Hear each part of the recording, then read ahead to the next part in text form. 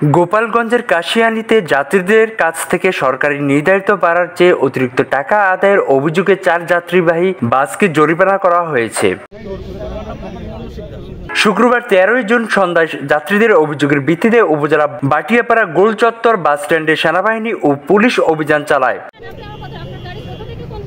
এ সময় যাত্রীদের কাছ থেকে অতিরিক্ত ভাড়া আদায়ের অভিযোগ ভ্রাম্যমাণ আদালতের মাধ্যমে নড়াইল এক্সপ্রেসের 2টি বাস ও নড়াইল স্টার এক্সপ্রেস এবং আনন্দ পরিবহনের বিরুদ্ধে মামলা ও 12,000 টাকা জরিমানা করেন উপজেলার নির্বাহী ম্যাজিস্ট্রেট ও সহকারী কমিশনার ভূমি মুনমুন পাল।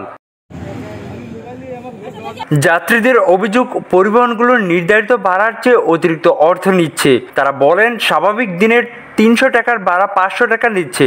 প্রতিবাদ করলেই বলে গেলে যান আর না গেলে নাই। এ ধরনের অভিযানকে স্বাগত জানিয়েছে অন্যান্য যাত্রীরাও।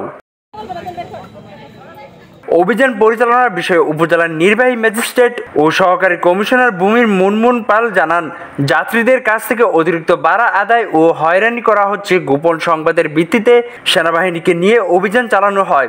অভিযানের খবর পেয়ে বেশ কয়েকটি পরিবহনের কাউন্টারের কর্মীরা পালিয়ে যান।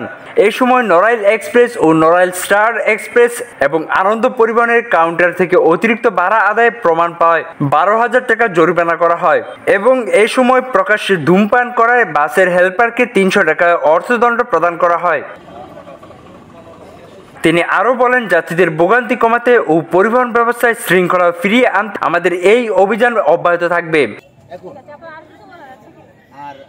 স্বাধীনতা টিভি বাংলা নিউজ ডেস্ক।